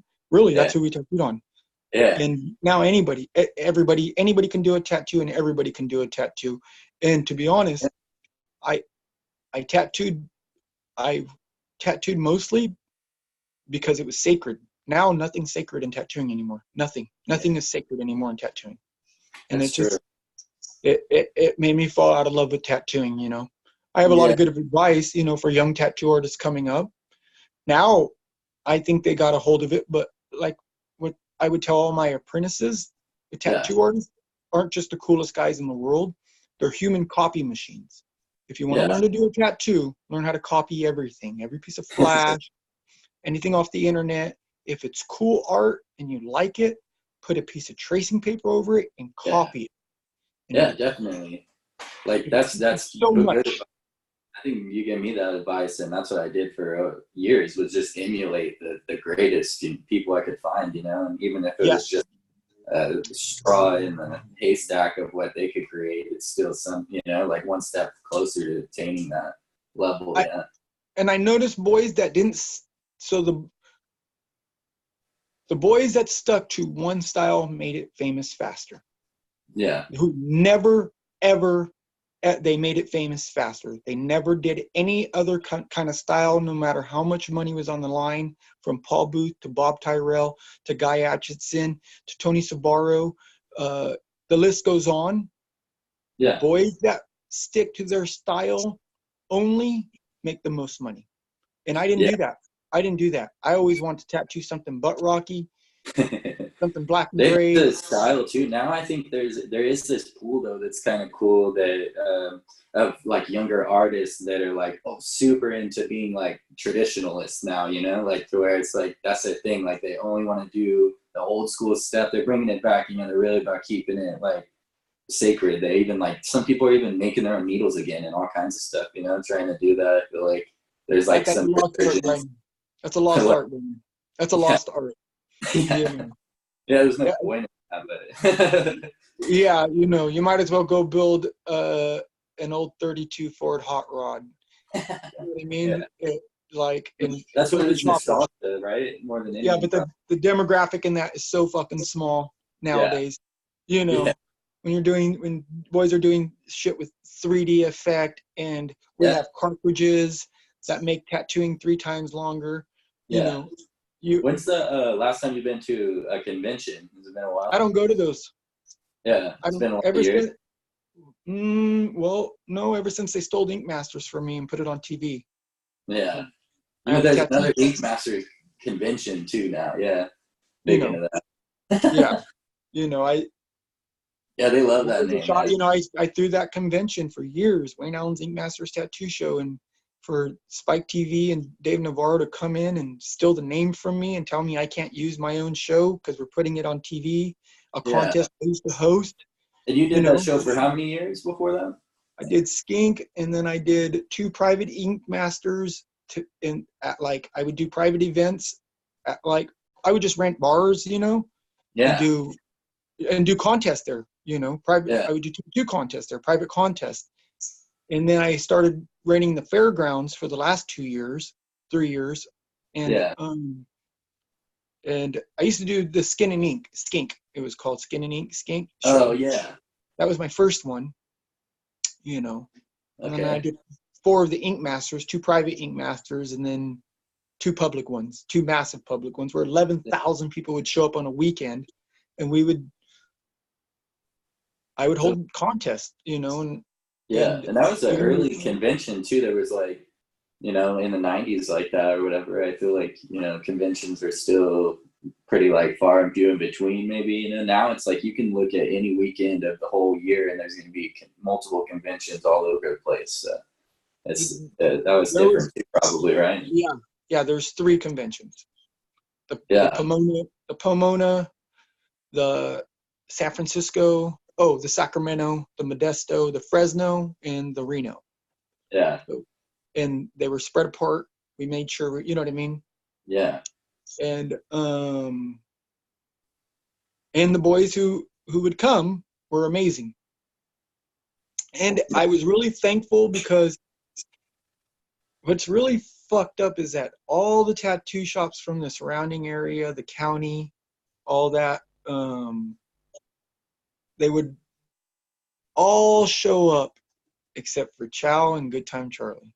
Yeah. The two people that, you know what I mean, that I looked up to the most were the two people who were like, fuck you and your show. Yeah, That's yeah. fucked up, huh? That's how it was back then, huh? Like, yeah, I think it's so much different now where it's That's like, how it is. That's probably still how it is now. You know what I mean? yeah. Some places I think so, you know, I think it's a little less cutthroat though, you know, like when I go to shows, I feel like people are more humble, like willing to kind of share information or like just talk and just be nice, you know, like there's so many seminars to take now too and stuff. You could just spend $200 and sit with Bob Tyrell for 5 hours while he does a portrait and stuff. You Yeah, know, like it wasn't like Bob's that. cool. Yeah, Bob's cool. You know what I mean? I hang out with Bob. He's humble as fuck. He's cool Yeah. as fuck. Bob is fucking cool. That's what's really funny is that the idols in my hometown don't want nothing to do with me, right? But my idols out of the magazine Bob thinks I'm more famous than he is. You know what I mean? Like that's weird because I'm on TV because my whole acting thing. You know what I mean? Yeah. You know, and he's cool as fuck. You know what I mean? All of my idols, Paul Booth's cool as fuck to me. Nico, cool as fuck to me. You know, Jack Williams, cool as fuck. But my idols from my hometown don't give a fuck. You know what I mean? Yeah. I think maybe the biggest guys like that you just named though are like past the point of ego even. You know what I mean? Like they don't need that recognition or they don't need to be better than anybody. They know who they are and where they're at, you know?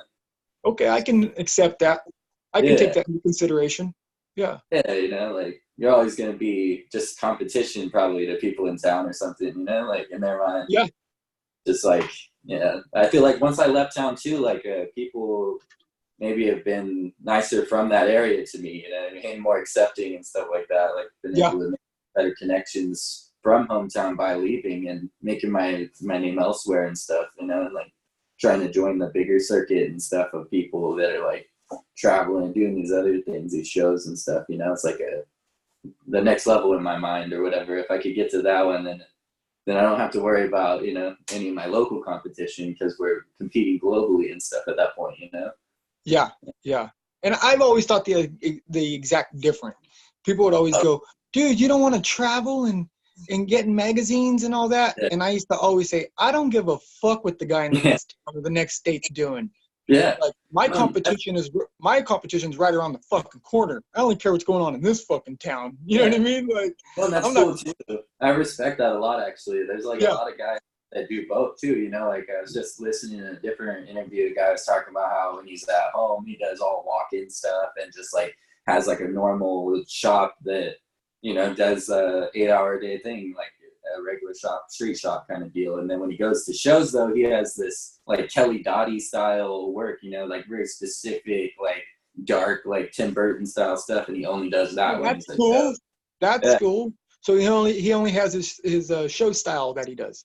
Yeah, so when he does that travel and people are like, they want that specific style, they'll pay a little more for it. You know, when he goes home, he's just an old school tattooer, I guess, you know? And it's like, that's kind of interesting way to be able to satisfy both needs, you know? Because I kind of sometimes I'm like, I wish I could just do that. And, you know, sometimes I'm like, it's a burden to keep up on all the social media stuff and all that sometimes, you know? I just wish I could just be a local name. Yeah.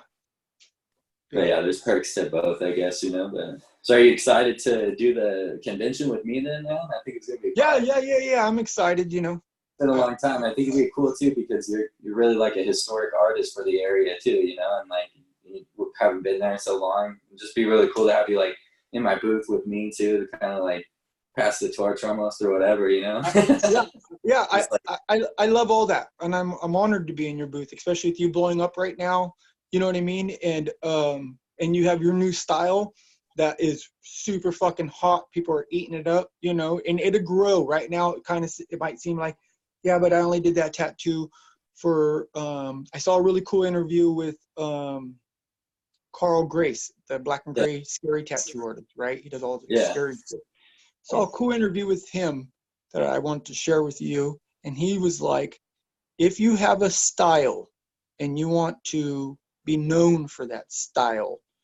He started off his first year, he would just do $100 tattoos for $100, right? And he said, 4 of those tattoos is what made him famous. That's all. It only took 4 of those $100 tattoos. Yeah. You know, the other ones, he didn't mind he was doing them so cheap because his style was taking off. And now he has $350 an hour minimum or whatever it is, $150 minimum, whatever it is. You know? But because he stuck with that style and he damn near was giving it away for free to get it out there, you know what I mean? Yeah. Now he gets yeah, that's some old Gary Vee type shit, right? It's like jab, jab, jab, right hook, right? You know what I mean? You got to give value, and then you ask for something back, you know, then your value is worth enough for them to pay that price you're worth, you know? Yeah. You know, that's really good. And it was really good, you know what I mean? Took 4 tattoos to get famous. You know? And he had dedicated himself that $100 deal, I think, for a year or something like that. It's a good interview, but for young tattoo artists who, I always wish I would have found a style that I loved and just stuck with it, you know. But I had to do color stuff and Japanese stuff and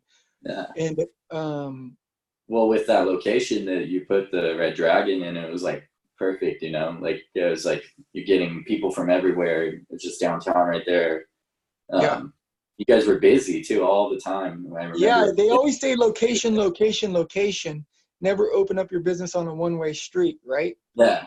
And I did, and it broke every barrier you can imagine. And you know what I mean? Like on a one-way road with a little parking lot in a little tiny building, and it was like a private clubhouse though. You felt like cool in there, you know, when you go in there.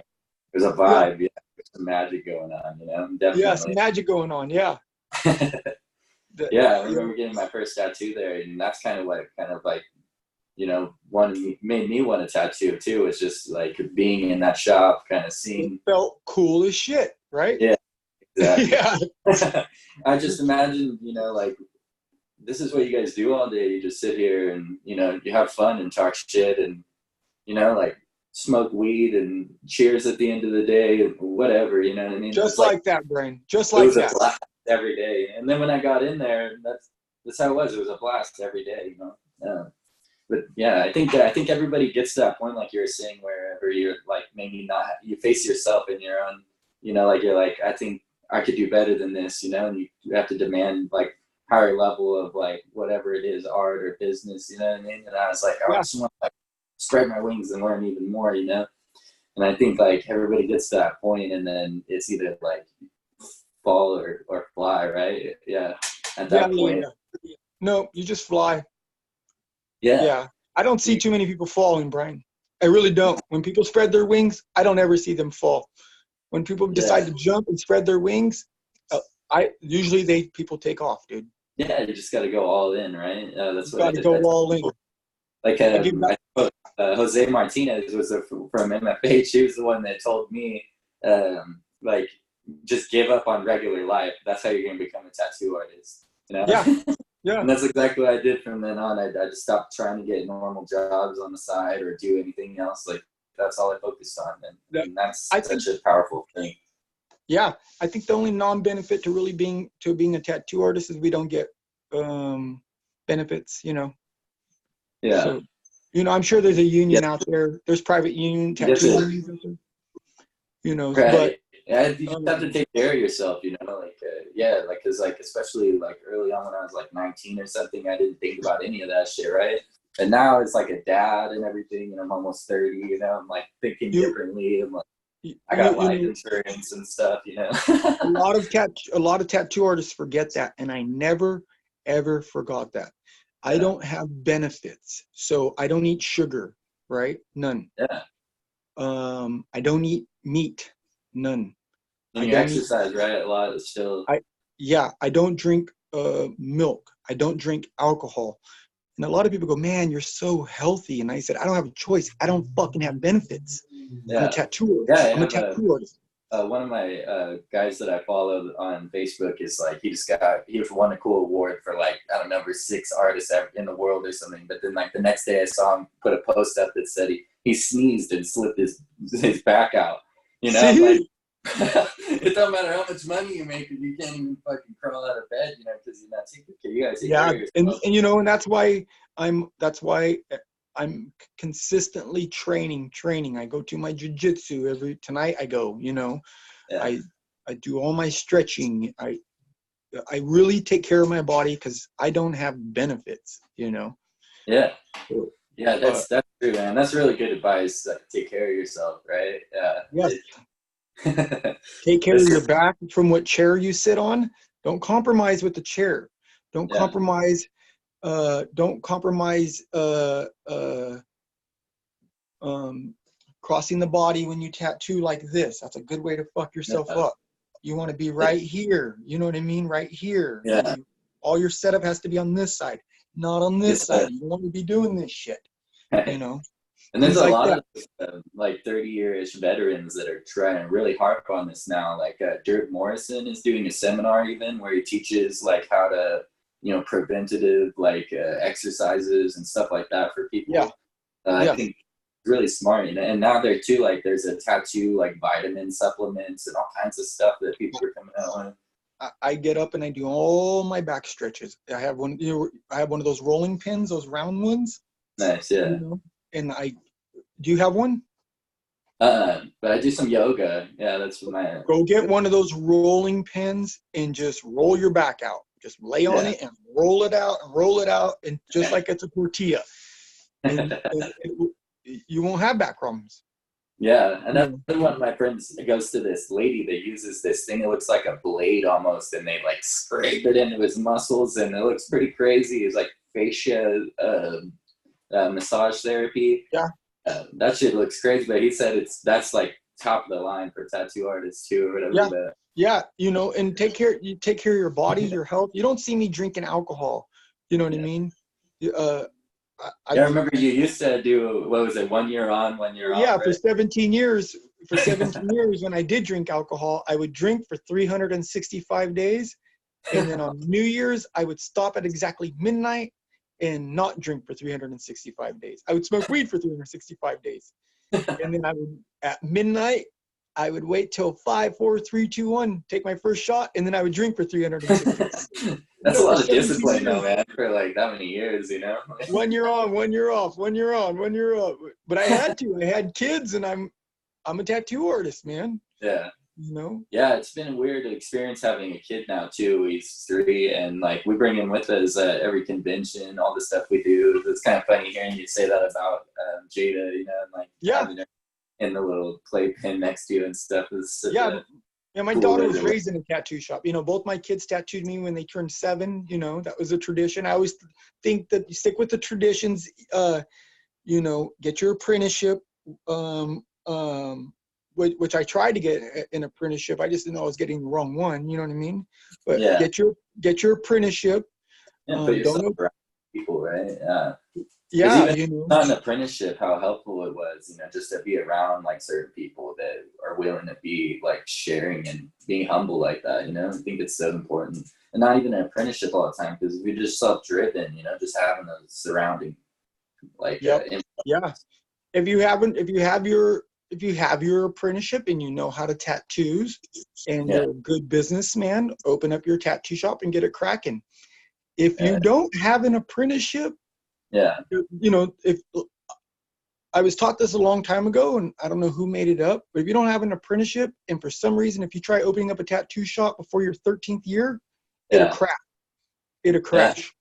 For some reason, you'll have problems within that 13th year. It's really odd. You know what I mean? So there's a lot of problems. Yeah, you gotta be prepared. you gotta be prepared.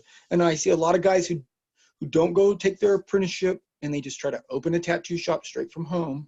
Yeah, there's a lot of problems that they face that they're not ready for, that they just haven't encountered yet, for sure. You know, and it's a trial and error thing, you know. I think I'm really lucky too to like get with your shop right when they were moving locations, basically, because I was able to understand all that health department and all that kind of stuff too. Yeah, that really helped me. You got to help open a tattoo shop. You got to help open a tattoo shop. You know what I mean? Yeah. And keep it established and all that. If you've never been there at the beginning like that, it's really hard. Imagine if you didn't take an apprenticeship.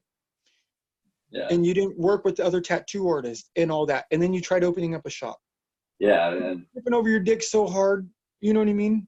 All Yeah, every 2 there's a lot of seconds. people doing it too. Or there's a lot of non-tattoo artists that are opening shops and just hiring artists, you Yeah, know?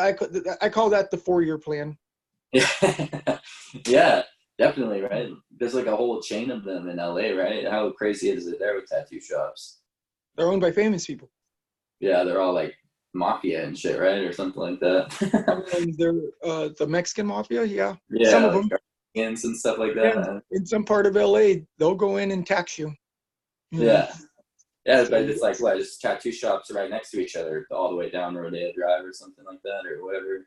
the most amazing tattoo artists in the world work in those shops too. Yeah, Like tattoo artists that aren't even famous, and you go look at their books, and you're like, "Why aren't you famous?" You know? yeah.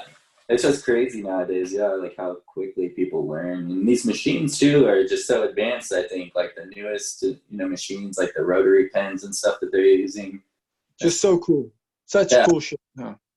Yeah, the technology is crazy. I just saw a video of like a convention yesterday in Hawaii, and they're going around and everybody's using like a battery pack on the end of a rotary Yeah. pen. It's like so futuristic looking. Like it's just so Yeah. crazy. I remember going into my first convention ever, and it's just like a beehive in there, with all the buzzing and everything. Yeah. Now you go and it's really silent. Yeah, You got the loyal to the coil boys in there with attitude. yeah. Yeah, absolutely. There's always those guys too. That's so funny. Last time I went to Detroit, have you ever met Dringenberg? Dragonberg, yeah, the tattoo machine builder, the little dude. Yeah, I'm hoping to get a little interview with that guy next time, man, because he is like, he'll talk to you for a long time and a really good conversation guy too, you know what I mean? So, and just really knowledgeable about history and the machines and everything too. So, yeah, just got to get something going with him. I like those coil guys a lot too. Just like holds on a piece of it like that. Have you interviewed Bob yet? No, I want to ask him too. I'm sure he'll do it for me. Every year at the Great Expo, he's always doing little interviews with people. So I'm thinking even if I could get a little, audio with him or something, it'd be pretty cool. The Detroit one's coming up at the end of February. So there's like some of the best are out there, Like I love going to that show. So I'm just going to try to connect with some of those dudes and see if I can get more interviews and everything. Because it seems like people really like the conversation thing more too, Because like I could only say so much from my own perspective. How many podcasts do you have going? Have you done 1 or 2 or 3? Podcast episodes. This is like my 28th episode now. So Okay. most of them are audio. So at first it was just all on audio, and then the last like 4 or 5 episodes I've been adding video now and put them on YouTube and stuff. Now I'm a little more comfortable podcasting and everything, Because like, you seem really comfortable because you're an actor and everything, so you're able to like really like hone in on those talking skills. I think for sure, it's paid off over the years. But Yeah. I've had to like learn a little more over the years, or over the last year of podcasting and stuff, how to do all this. But now it's like figuring out the conversation side. But I think it's mostly listening, right? It's mostly just asking. Yeah, and just how to keep. I think just how to keep it pushing, keep it interesting, and knowing what questions to ask and what times to ask them. And sometimes I was listening to some other boy's podcast, and he had a person on there, and I felt like telling him, "Why don't you shut the fuck up so your guests can talk?" You know what I mean? Exactly, yeah. Because I feel like at this point I've said enough, from my own perspective, that like now the only thing I can do to add to my podcast is getting other people to tell their stories and stuff too, Yeah, and it's fun. You got to learn cool little shit. You know what I mean? Yeah, it gives me a chance to, because I work alone here, it gives me a chance to interact with other artists and like mentors and people I respect too, and just relate, it's nice. How's your shop going this winter? Is it slow? Is it good? Is it cracking? It's been really just consistent over the last while here now, like I stayed booked out like 2-3 months, and then I could probably do a little more if I wanted to, but what I usually do is like plan like a trip or 2 also, and then try to just fill up all the space in between. So, who do you have working there? It's just me right now. Yeah, really. What? You don't have another artist there? No, because it's the rent's cheap and everything, so it's not a big deal or anything. But it's just hard to find somebody that wants to live in the middle of Michigan. It's such a random spot in the middle of nowhere. Yeah. But as I start to travel more and do more stuff, I think it'll be more attractive to artists because they'll be like, okay, Yeah, it's you not just got to keep sitting pushing there. your brand. You just got to Yeah. keep pushing your brand. And that's part of this too. The podcast is just like getting out my mentality and my perspective, and then people that relate can hopefully, come alongside too. What's your average viewers right now? I get it's been like a couple hundred at most, so okay. Yeah, Good. it's still kind of small time, but it's like everybody that's listening, a lot of them are interacting and stuff. They're messaging me, like saying thank you or like asking questions and stuff. Have you ever stood and spoke up in front of 100 people?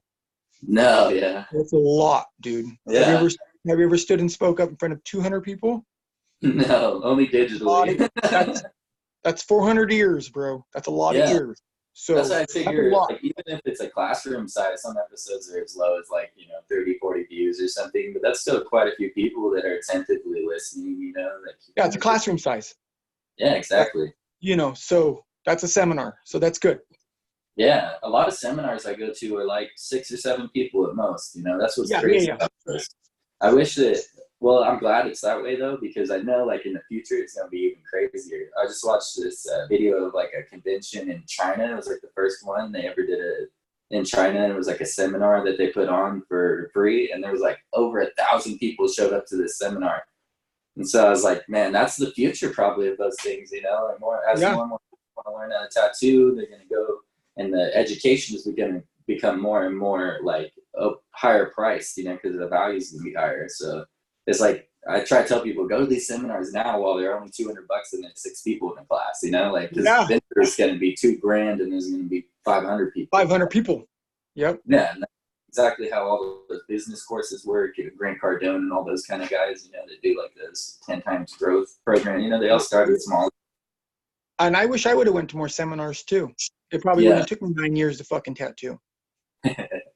Yeah, and that's what and then I tell people that you can't be afraid to, like, even if you feel like you lost a little bit of money on it, it's like the more you take them, the more chances you're gonna have to learn more stuff and be around more artists. That you're when you put yourself next to other artists, it's weird how your brains kind of like work off of each other, and you learn even more than you would by yourself, for sure. Yeah. I just took one, and I went to Columbus. I went to Dirk Morrison's shop at Red Tree Gallery, and it was like a 2-day seminar. And this guy, Chris Dingwell, he's been tattooing since the early 80s also. He came out and did a 2-day course, and the first day it was all like painting, acrylic painting and stuff. And like he's a really amazing, like, realistic acrylic painter. And then he does a lot of cover-ups and stuff. So the second day it was all like cover-up tattoos and shit like that, like kind of like relating painting to the tattooing. And so like I thought I was going to learn more about cover-up tattoos, but then really it started like the second day taught me a bunch about painting, and then I was like, but I fell in love more with the painting, and I've been doing it a lot. That's funny. And it does make you better too. A lot of those guys that are like the really amazing color realism guys, they're like these crazy like acrylic painters too. So I've noticed that, like Nico Hurtado, those guys. Yeah. Yep. Yeah. So I was like, there's something to it, you know what I mean? Like there's like all these other art forms influence. Yeah, you're right. There's a connection. There's something to it, and probably something I should have got more involved in,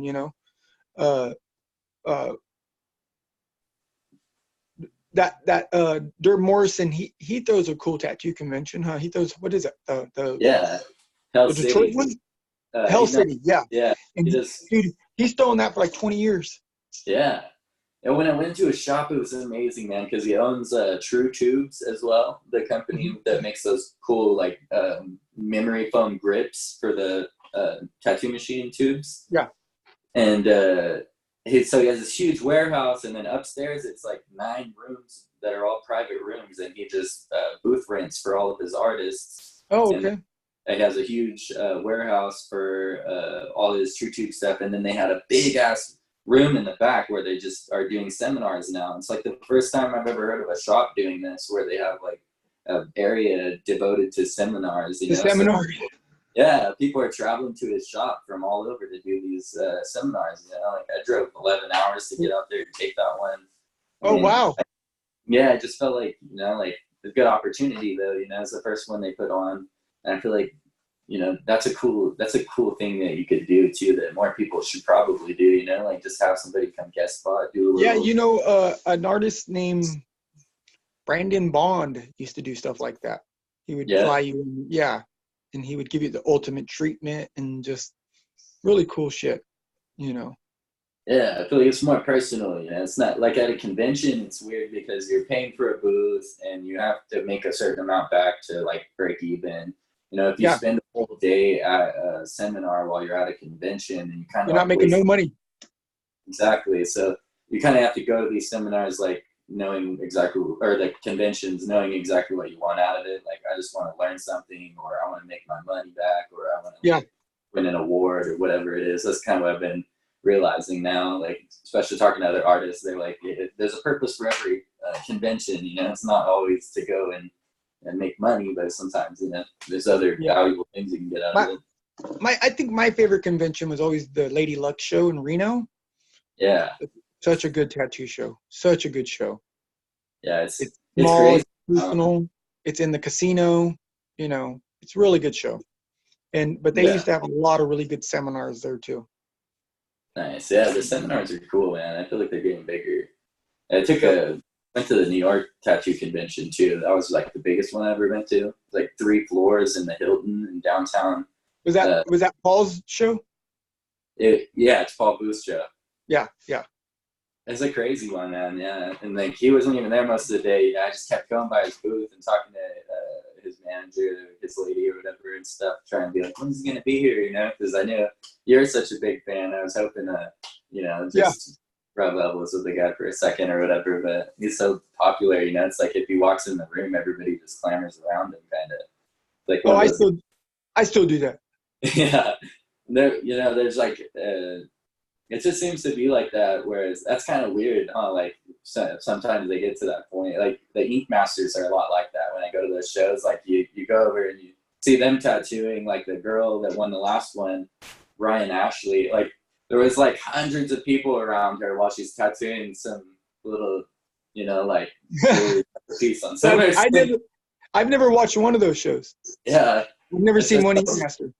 It's so crazy how, you know, like you could get on that show and yeah, like it shows to, you know, 25 million people or whatever. So all of a sudden you're like you're famous. Shit. Yeah. You're the hot shit. Yeah. And like, what happened to Kat Von D? You know, what's the craziest shit? Because she was like the biggest things forever. You know, now she's just like a makeup brand and stuff. You know, it's crazy how things change and how like quickly, you know, someone could blow up and replace someone else. So it's like, you never know when your opportunity is going to come, I guess, you know, you just got to be prepared, right? And it's got to be hard to be known for portraits. And then right up the road from her are 2 little bald cholo Mexican dudes who work in a tattoo shop.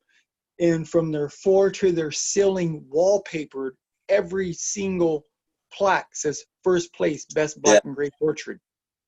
There's so many of those guys too. Is the crazy part. When you go to a show, it's like every other booth is full of like just top grade portraits. You know, that's why I kind of have moved away from doing so many portraits or whatever. And that was an interest of mine for a while. But now it's like there's just so many people that's their thing. That's all they do. When I go to those shows, like I want to have something unique too. You know, that's not like every other booth has like the same pictures almost. You know, like it's all like.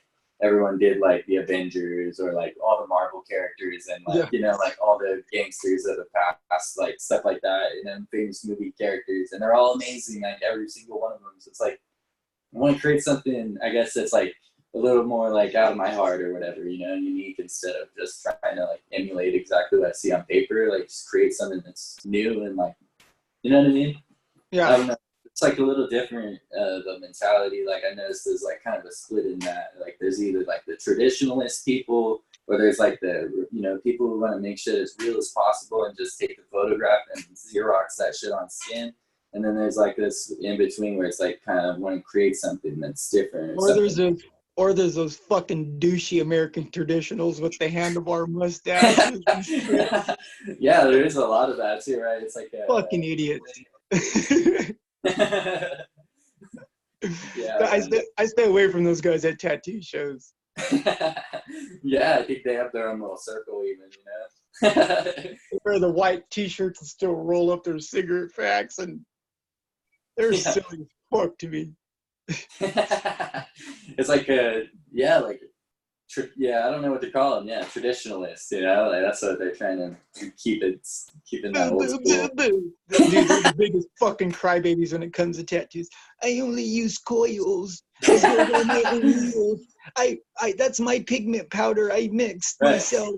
Like, get the That's fuck what out you know. of I here. see a lot of that like arguing on like some of the groups I'm in with tattoo artists, and it's like, oh, you should only do it this way, or you should only do it that way. But I think it's like whatever works, right? Or like whatever makes it look good in the end and makes the client happy, and right or Yes, Brian. Exactly. it's like common I think they need to sense. shut the fuck up and let their master artist tell them how they Yeah. should do it. It's not their responsibility or their fucking client. You know, go play with your handlebar mustache and shut the fuck up.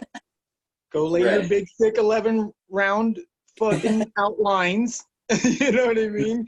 And your Yeah. one color packing, and keep it simple and keep it pushing. Like, get the Yeah, fuck man. out of here with that. Yeah. Don't be that creative.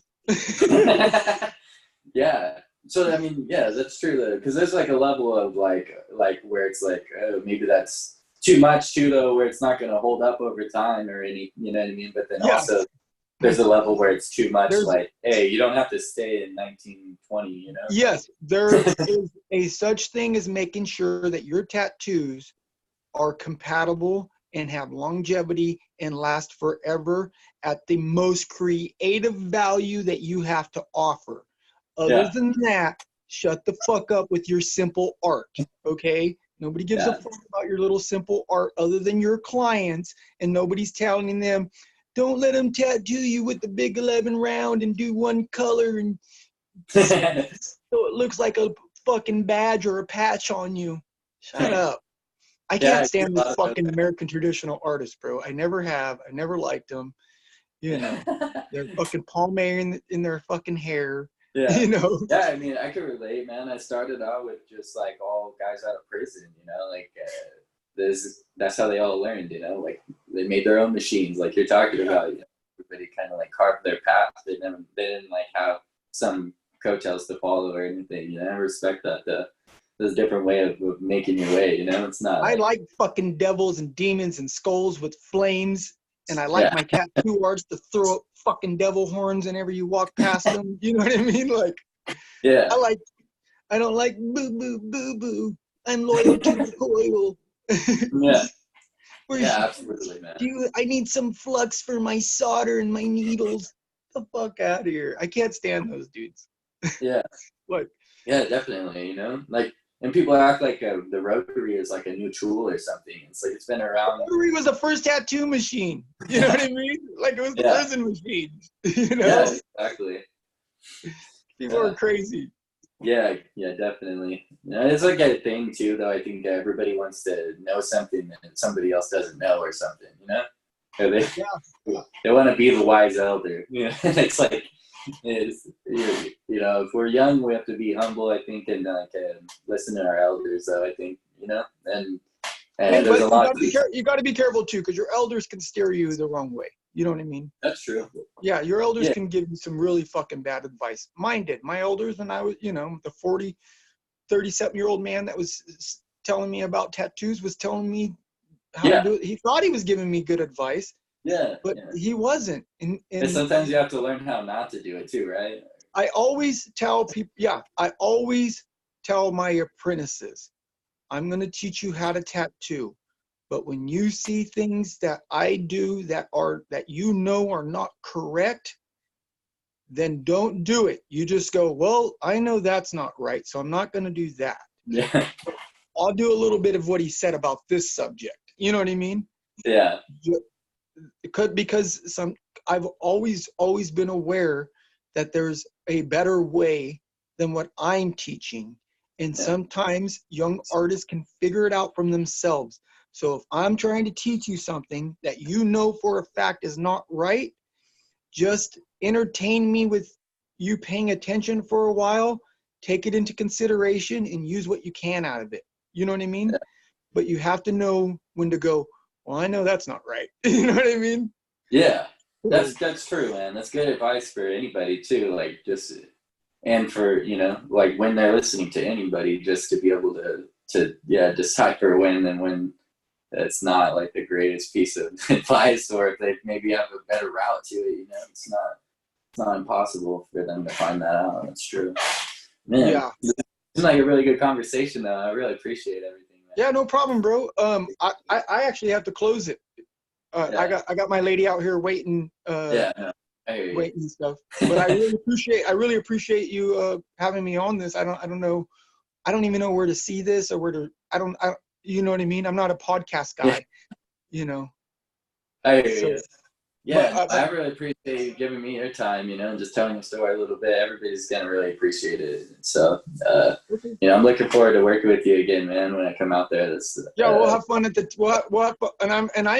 You're excited about me being there. I'm excited about you being there because your new style is working, and although you're not putting out tons of work right now, it's right. You have to remember.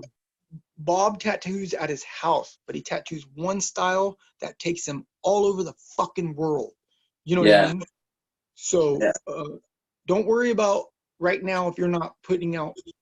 Just stick with your style. Maybe do what that guy said about you have your show style. You know what I mean? Yeah. You have your show car, and then you have your car you drive around town. You know what I mean? Right. It makes sense. Yeah, you got to pay the bills, but like there's like another level you could get to with branding like that. I think for sure on a global scale. Yes. Yeah.